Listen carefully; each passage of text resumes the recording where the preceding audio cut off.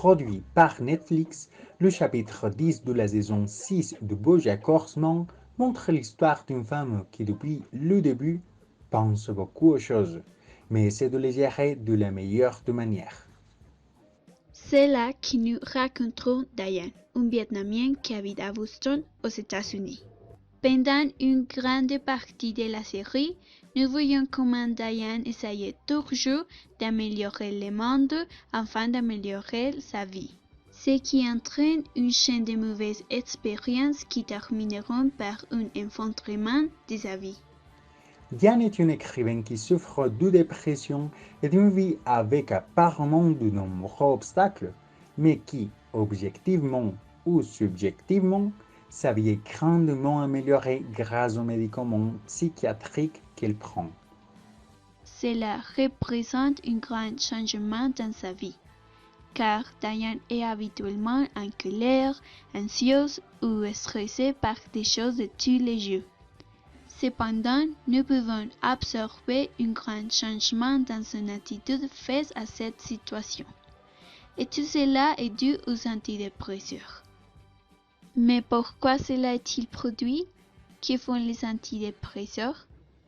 Les antidépresseurs soulagent la dépression ou l'anxiété en affectant les messagers chimiques, c'est-à-dire les neurotransmetteurs qui servent de moyens de communication entre les neurones du cerveau. En outre, ils modifient la neurochimie du cerveau et la communication entre les circuits des cellules nerveuses du cerveau, qui régulent l'humeur. Enfin, les antidépresseurs bloquent la recapture des neurotransmetteurs sérotonine et norépinéphrine, ce qui augmente les niveaux de ces deux neurotransmetteurs dans les cerveaux, contribuant ainsi à améliorer l'humeur. Cependant, son plus gros problème est que chaque fois qu'elle essaie d'écrire le livre qu'elle doit livrer à son éditeur, Diane commence à trop réfléchir et se retrouve enfermée dans une spirale de contradictions et de souvenirs du passé. Ces sentiments d'inquiétude et de désespoir pour terminer le livre amènent Diane à penser à toutes les mauvaises expériences de sa vie, puisque le livre qu'elle veut écrire est une autobiographie.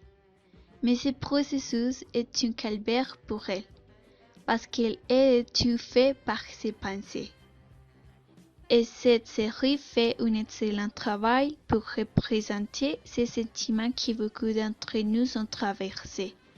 L'anxiété causée par le fait de ne pas réussir à ce que nous voulons. C'est pour ces raisons que chaque trait de cette animation est si flou et ressemble plus à une esquisse qu'au produit final, puisque tout est dans un état d'incohérence et de déséquilibre. Car Diane expérimente un processus de confusion et de perte. Tout cela parce qu'elle n'est pas capable d'écrire les livres qu'elle veut. Mais il existe de nombreux types de représentations de l'anxiété dans l'industrie du cinéma et de la télévision, comme par exemple le cas de Howard Hughes, interprété par Leonardo DiCaprio, dans The Aviator, où le personnage principal souffre d'un trouble obsessionnel compulsif qui provoque plusieurs crises de panique et d'anxiété. Inside Out, le célèbre film de Disney, nous montre dans une certaine mesure l'anxiété de la nouveauté et la peur d'affronter ce que nous ne connaissons pas, avec le personnage de Riley. De plus, la pression de son éditeur, des entreprises impliquées dans ce livre et d'elle-même n'aide pas du tout. Ce qui nous amène à apprendre un peu plus sur Diane et son histoire, puisque nous voyons des scènes de son enfance et comment son foyer dysfonctionnel l'a fait craquer. Et ceci est élémentaire pour comprendre Diane, car l'enfance définit le reste de notre vie, puisque c'est au cours des premières années que se développe le cerveau, la capacité d'apprentissage et les premiers signes de notre personnalité. Selon l'UNICEF, à cet stade de la vie, les cerveaux d'un enfant peuvent former plus d'1 million de nouvelles connexions neurales par seconde, un rythme qu'il ne pourra jamais atteindre à nouveau. C'est pourquoi Diane ne veut pas et ne veut pas affronter les traumatismes de son enfance, ce qui provoque son blocage créatif.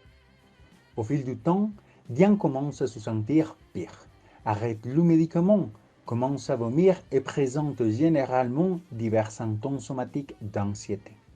Son petit ami remarque son autonomisation évidente.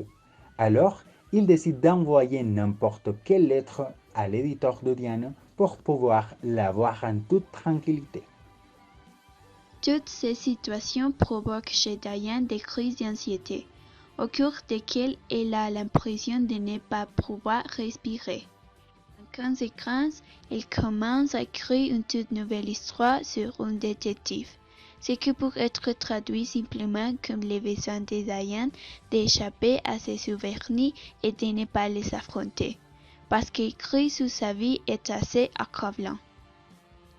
Cependant, elle ne veut pas cesser d'écrire sur sa vie, car elle pense que tous les traumatismes et dommages qu'elle a souffrés seront en vain. Parce que si elle ne peut pas obtenir quelque chose de positif de toutes ces mauvaises expériences, la douleur et le traumatisme n'auront aucun sens. Étonnamment, ce nouveau livre est adoré. Mais Diane ne se sent pas bien de laisser son livre autobiographique abandonné simplement parce qu'elle a déjà terminé une partie de responsabilité. Elle sent que si elle le fait, elle n'expliquera jamais et percevra que le dommage n'est pas seulement du dommage, mais c'est un bon nécessaire aussi. Diane a toujours voulu écrire cette histoire pour que des autres personnes ne se sentent pas seules, car si vous partagez votre situation, quelqu'un d'autre pourra vous aider et vous aurez un système de soutien, ce qui est essentiel si vous affrontez une situation liée à votre santé mentale.